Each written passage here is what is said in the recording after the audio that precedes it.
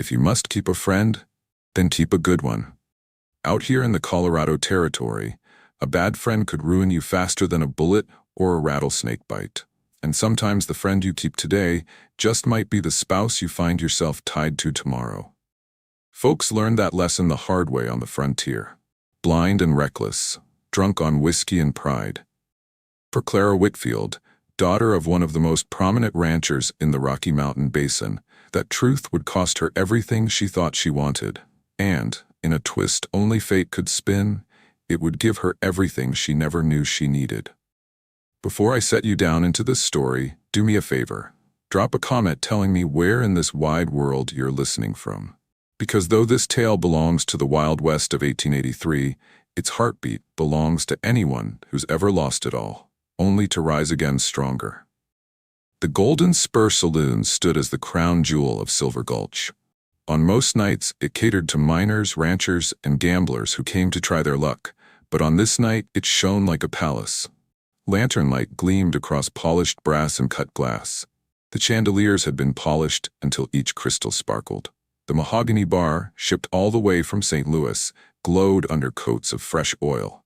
Servants in white shirts hurried with trays of champagne, and a fiddler struck up reels so lively the boots of cattle barons tapped along without their owners noticing.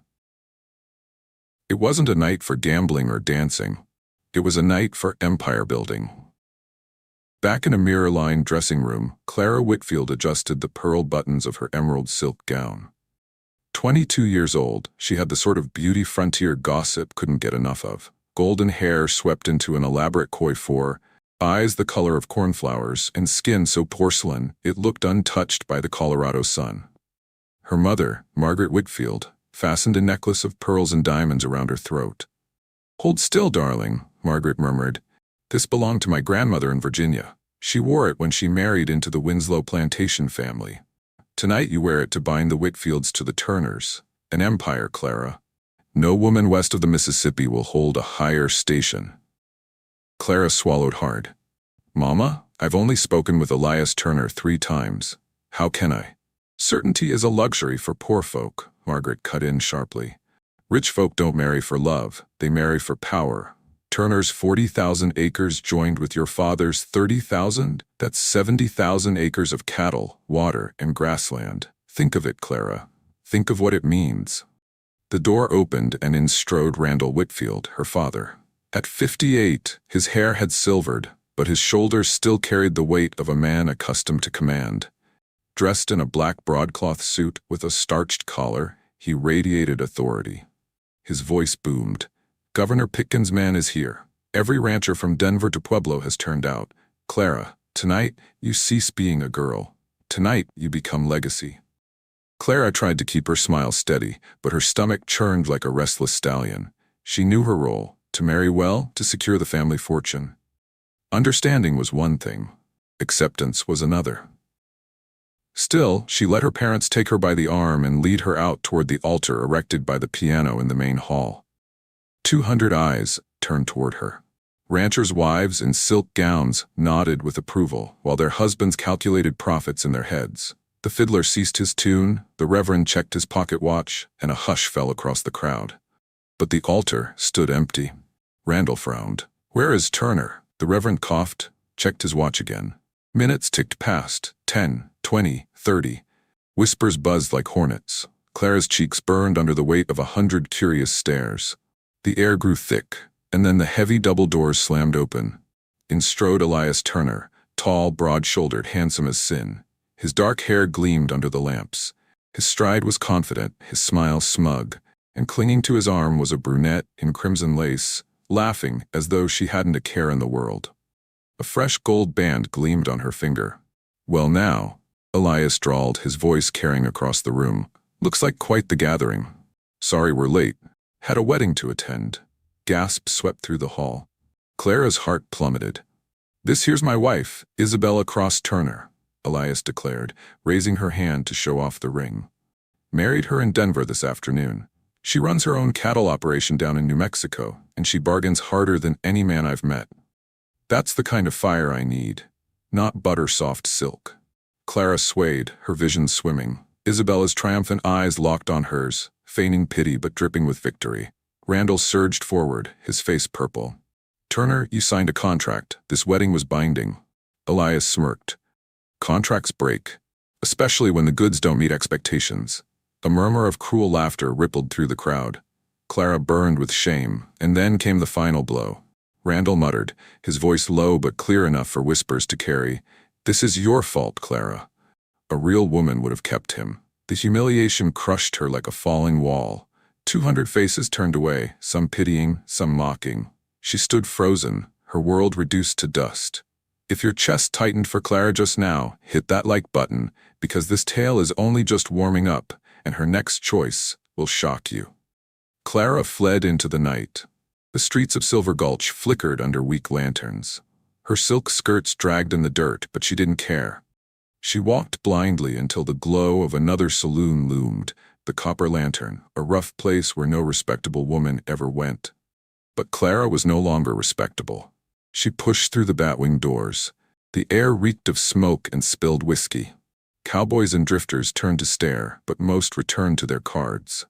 Behind the bar, a heavy-set man paused mid-polish. "Lost, miss?" "No," Clara said, her voice steady though her insides quaked. "Whiskey." The burn seared her throat, but she welcomed it. Pain was honest. From the corner a voice drawled, "Careful there, princess. That ain't lemonade." She turned. A man lounged against the wall, his chair tipped back, hat shading his eyes. He rose with a lazy grace, crossing the room. Jack Callahan wasn't polished like Elias Turner. His shirt was worn, his boots scuffed, but his eyes, dark and steady, were warm in a way Clara hadn't known she needed. "You're Clara Whitfield," he said evenly. "Turner made a spectacle tonight. Whole town's buzzing." Her jaw tightened. "Then you know I'm ruined." Jack shook his head. "No, ma'am. Any man with eyes can see you've got fire. You just haven't been allowed to use it." Something cracked inside her.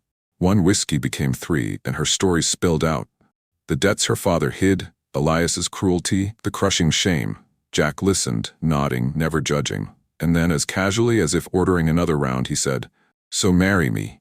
Clara blinked. "What? Marry me tonight? You need a husband. I need a partner. Simple as that." She laughed bitterly. "I have no dowry. My father's broke." "I don't need your money," Jack said. "I need your steel." And so, under the smoky lamps of the Copper Lantern, with a half-drunk preacher dragged out of bed and 2 drunken cowboys as witnesses, Clara Whitfield became Clara Callahan.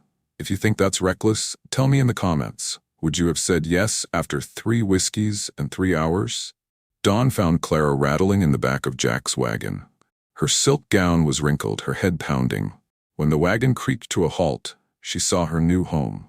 A log cabin, a chicken coop, a small barn, smoke curling from a stone chimney.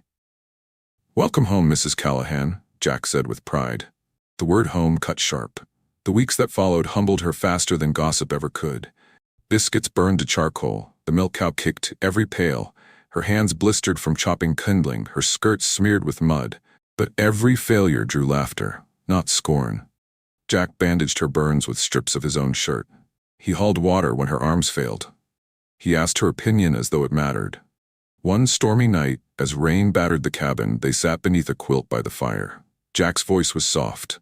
"These months with you, Clara, I reckon I'm falling in love with you." Her breath caught. Not a bargain, not a contract. Love. Smash that subscribe button if you're hooked, because this story's about to twist again. Months later, while cleaning, Clara found a stash of bills hidden under a floorboard. Nearly $3,000. Impossible for a poor cowboy. "Where did this come from?" she demanded. Jack's jaw tightened. "Savings." But she knew a lie. Days of silence followed. Then she found a yellowed clipping in his Bible. "Heir to Callahan cattle empire vanishes." Her Jack was no drifter. He was the missing heir to one of the West's greatest fortunes. When she confronted him, his voice shook with raw honesty. "I walked away from all of it. I had to know if someone could love me for me, not my land." Her tears blurred the words. "You fool. Did you think I wouldn't stand by you after everything we've built?" Forgiveness came slow, but it came, and with it, love deeper than any she'd imagined. 5 years later, the Callahan Ranch thrived. Clara taught children in a school she'd built herself. Jack worked beside her, their small spread now respected across the valley. Then one afternoon, a rider approached. Even in ruin, Elias Turner's arrogance lingered. Well, well, he sneered. Clara Whitfield. Or Callahan now. Look at you, reduced to a ranch wife. Clara smiled, happier than I ever dreamed. Jack stepped forward, his hand on his gun. Leave. But Elias pressed, mocking, until Jack revealed the truth. He was Jack Callahan, heir to a cattle empire greater than anything Elias had ever touched. The color drained from Elias's face. Clara's voice cut like steel. Your cruelty was the best thing that ever happened to me. Elias Turner rode away in shame. 10 years after that reckless wedding, Clara sat on her porch swing, watching her children play. Jack joined her, laying his calloused hand over hers. Do you regret saying yes that night? She leaned against him, smiling. Only that it took me so long to admit I loved you. You offered me everything I needed, exactly when I needed it. Above them, the stars glittered, the same stars that had witnessed vows spoken on a whim, vows that became a lifetime. Sometimes the worst proposal leads to the best life. And if you believe in stories where heartbreak becomes destiny, share this video with someone who needs hope tonight. Don't forget to like and comment. It keeps stories like this alive.